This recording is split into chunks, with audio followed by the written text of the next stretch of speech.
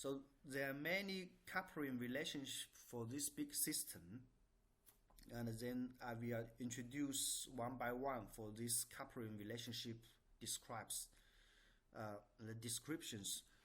First is we can use this big system to evaluate the adaptable technical conditions of via rail and line. For example, including the adaptability analysis of line plane and the vertical section, adaptability analysis of line irregularity, adaptability analysis of rear rail and line defects, and stiffness matching and adaptability analysis of line, and the analysis of engineering structural dynamics characteristics. The second part is we can do analysis for the adaptive technical conditions of the pantograph catenary, including the coupling relationship of pantograph catenary, coupling relationship of vehicle electric. Third, we can evaluate the adaptable technical conditions of the environment, including the crosswind safety, temperature environment, rain and snow environment, and the noise analysis. This picture shows us the train running on a curve, so we can evaluate some performance of the train. These two curves show us the relationship between the lateral performance and the curve radius. For example, this curve is shows us the relationship between the rear rail lateral force and the curve radius. You can see with increase of the curve radius, the rear rail lateral force will decrease non-linearly, and when the length of the transition curve increase, the lateral stability index will decrease.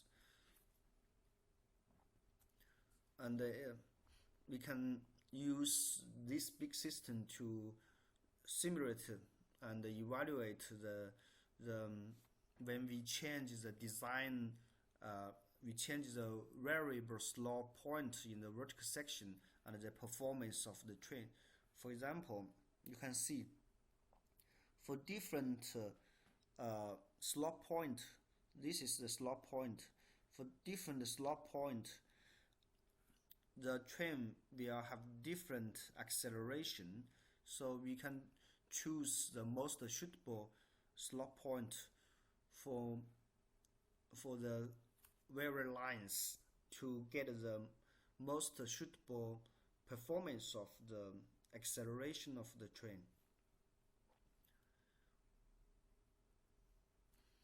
And we can also use the system to evaluate the adaptability of the line irregularity.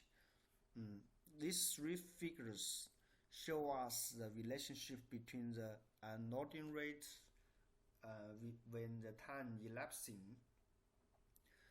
You can see when the speed of the train is 250 km per hour, the amplitude of line irregularity in the wavelength range between 1 to 2.5 meters should be strictly controlled. That means for this range of wavelengths,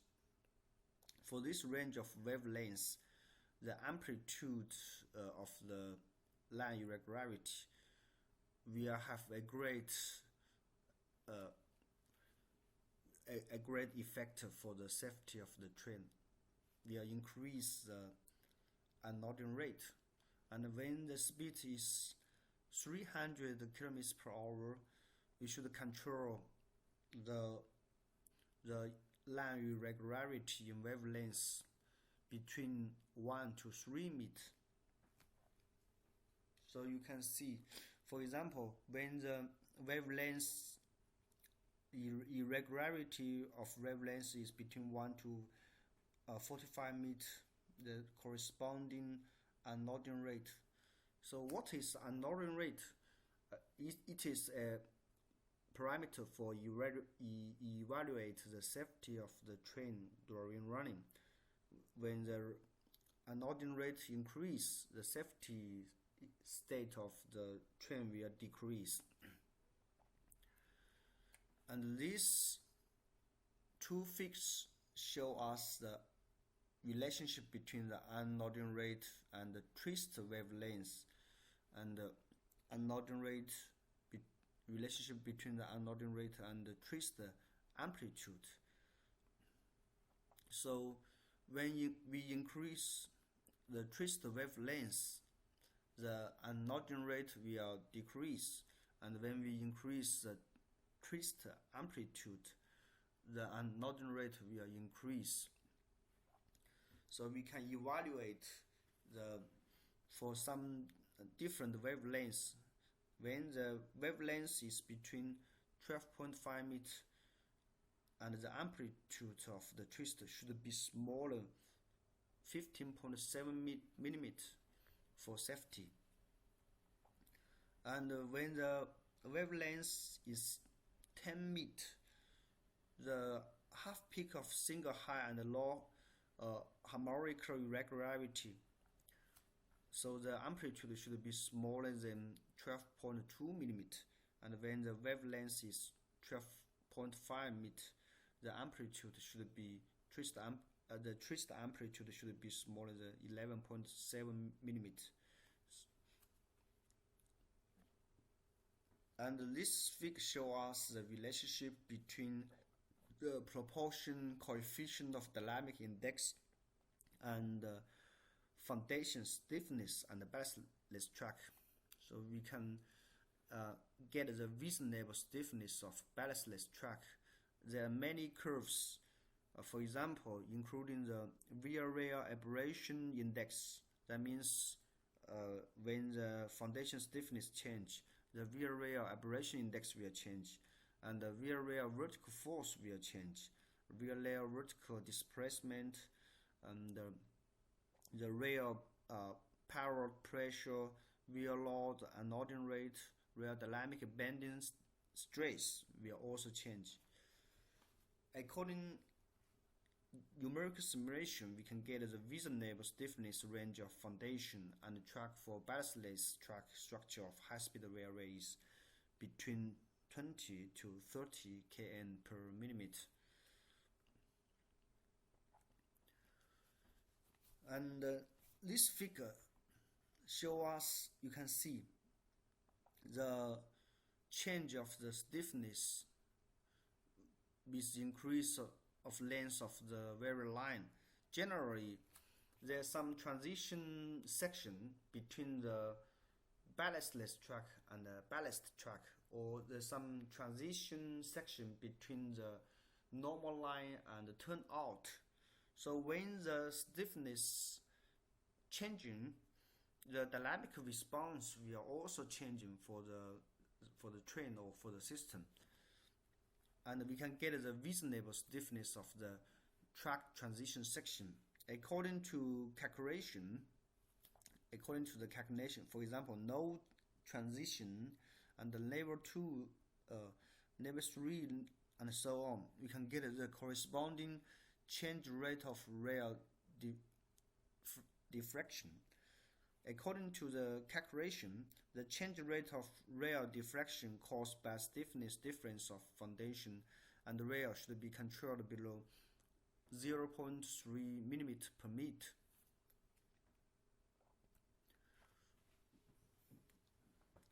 Number 5, we can use this system to evaluate the uneven subsidence of subgrade. As shown in this figure, you can see when we change the amplitude of uneven subsidence, the vertical acceleration of the train will also increase. Of course, the different colors in line represent the different wavelengths of uneven subsidence. So according to calculation, the uneven subsidence amplitude limit of subgrade is less than L divided 1000. So use this system, we can also get the coupling relationship of pantograph and the catenary, and the coupling relationship of vehicle and electric. We can simulation test the bench for dynamic performance of pantograph catenary system to evaluate the dynamic performance of the pantograph catenary, and do the test bench for electric contact characteristics of pantograph and catenary to get the electrical performance of the pantograph and the catenary. And we can test the bench for current carrying friction and wear mechanism of pantograph and catenary. Then we can get the material matching of pantograph and catenary. This picture shows us the coupling relationship of pantograph and the catenary. You can see this is the catenary and this is the pantograph. So the electricity or the current will pass through the catenary to the pantograph and then to the train to give the power for the train. We can evaluate the impact, the vibration and the height and the contact pressure of the pantograph. This picture showing us the high-speed railway between Wuhan and Guangzhou. You can see this picture. This is a railway, high-speed railway train, and this is the front pantograph. This is the rear pantograph, and this is the catenary. So for this high-speed railway line, the speed is about 350 to 330 kilometers per hour, and they use large train machinery for improving the transport capacity, and the current connection by double pantography, the front pantography and the rear pantography. Why they use double pantographies? Generally, we can use only one pantography. Why we use the double pantography is for guarantee the electricity.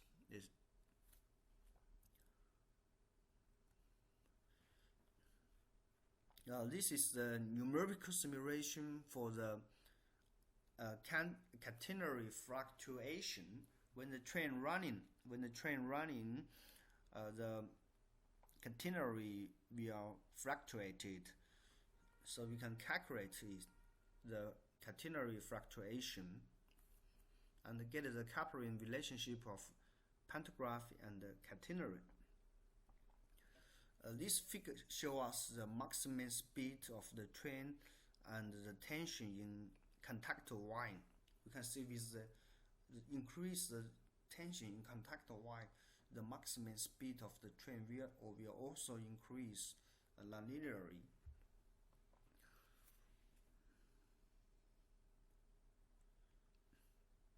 So you can see this figure. This is the optimize the pantograph and the catenary system. This is the Beijing-Tianjin intercity catenary. This is the geometry of the Beijing-Tianjin intercity catenary and some parameters. And this is the pantograph. So we can get some basic parameters of the pantograph and the catenary, and then transformation of the catenary system, we can get the tension, dropper arrangement, span, suspension type, material, and the section form for the catenary. And when we transformation of the pantography parameters, we can get the distance between two pantographies. For example, this is the distance between the two pantographies, and the pantography head suspension, the stiffness, the mass, the damping, and the static lifting force for the pantograph. So we can also evaluate the best distance or most suitable distance between two pantographs. You can see this figure shows us the relationship between the contact force and the distance between the pantographs. You can see this and this is the distance between two pantographs, 250 meters, and the corresponding contact force and the corresponding positions. And this is the distance between two pantographs, 300 meters, and the contact force. So that means larger distance is not better. So we should find the most suitable distance. For this one, you can see the contact force is larger than this one.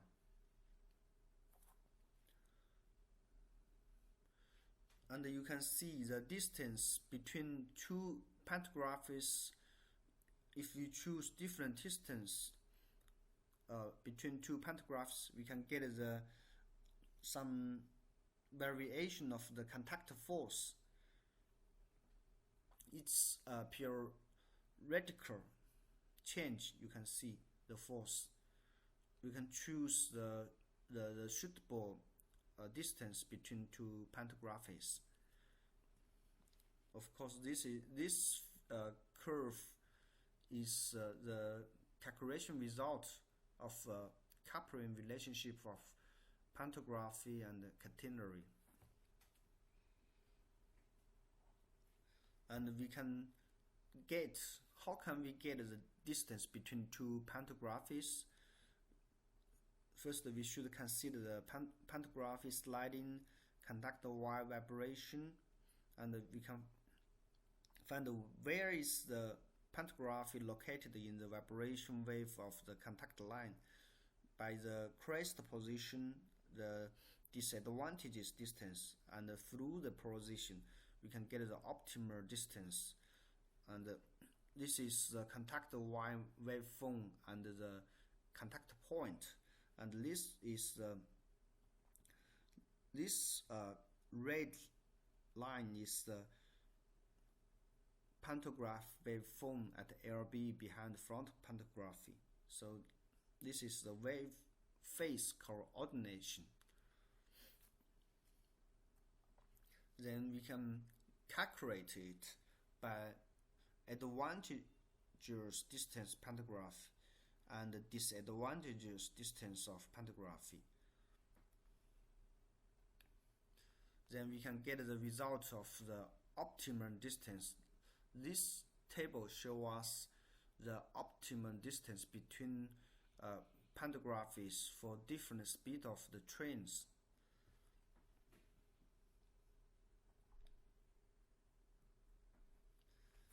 Another important engineering practice is for the crosswind safety, temperature environment, rain and slow environment, and noise environment.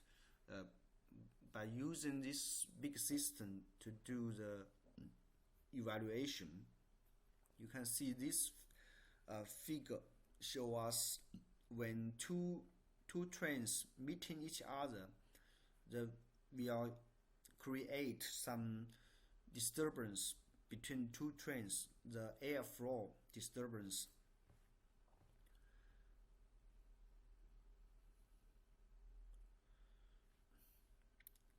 one big important engineering practice is for evaluation the cross-window safety. We can consider the attitude changes. This is the numerical simulation model for the train and the airflow and the cross window. So when the train pass through the cross window, the head car, middle car, and the tail car have different degrees of attitude changes, and there will be dislocation at the joint of the car. That means this is the joint of the car. The dislocation will happen, and where a large pressure gradient appears, so the pressure gradient will appear.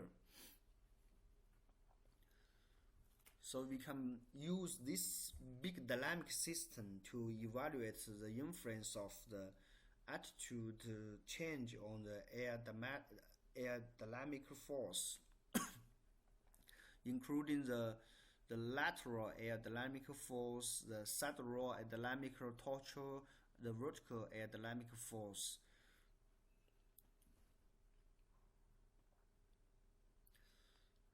This picture shows us the simulation results of coupling of fluid and structure by the cross window. This is the window direction, this is the train. We can see when the running speed is less than 300 kilometers, the wheel set of the head car, this is the wheel set of the head car, will shift against the window. You can see this is the first wheel set of the head car, will shift against the window.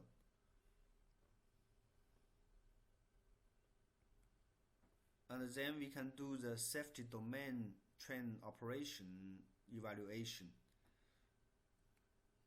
to overcome overturning coefficient, and we can do the joint calculation and get the safety domain. So for different speed of the head car and different speed of window, we can get the safety domain.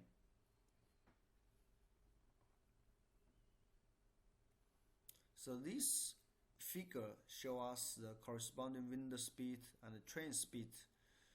There are several curves. This black curve means the flat ground, and this green curve means the high down. So for different ground conditions, we have different curve to evaluate window speed and train speed. And this red line curve is the manufacturer's recommendation value. Also, we can do the adaptable technical conditions of environmental vibration analysis of car body during meeting. For example, for the head car, we can get the different values, and for the middle car and the tail car, we can get the simulation result and the experimental result. That means the vibration of when the two trains meeting each other, the vibration of head car is bigger than tail car and bigger than middle car. And this is the numerical simulation model for the two trains meeting each other. So through simulation, we can get that the lateral acceleration of the car body will increase by 2 to 5 times during meeting, and it can increase by 10 times in several cases. This table shows us the safety analysis of derailment during meeting. You can see if we do not consider air dynamic influence, this is the derailment fact, and if we consider the air dynamics, the factor will increase. That means the air dynamics will decrease the safety of the train running. So the derailment coefficient of the head car, mid car, and the tail car will increase by about 42% and 37% and 47%. And this figure shows us the vibration analysis of car body during meeting. This is a numerical model, and this is for the pneumatic section 18 mm. So when we change from 50 mm to 70 mm, we can get the lateral aerodynamic force when the time elapsing.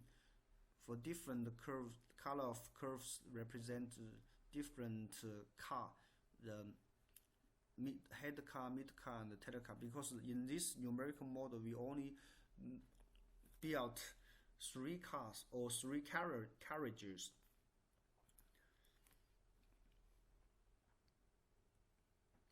And by this big system and by numerical simulation, then we can do the crosswind safety analysis, and then we can design the train head and board to increase the safety of the train system.